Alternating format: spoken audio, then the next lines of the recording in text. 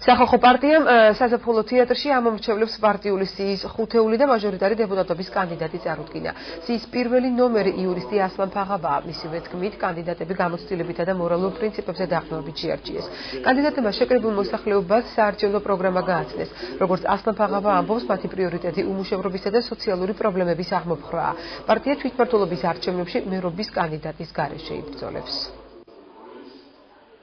მოკლედ რომ მოგახსენოთ პრიორიტეტებზე, ეს გახლავთ რეალური თვითმმართველობის დამკვიდრება, სოციალური პრობლემები, უმუშევრობის პრობლემა, ქალაქ გეგმარების და განაშენიანების პრობლემა, საზოგადოებრივი ტერიტორიების მართვის პრობლემა. მერობის კანდიდატი მოგეხსენებათ, საარჩევნო კამპანია საერთოდ ფული სჭირდება, მით უმეტეს მერობის კანდიდატის საარჩევნო კამპანია სერიოზული თანხებით დასჭირდებოდა.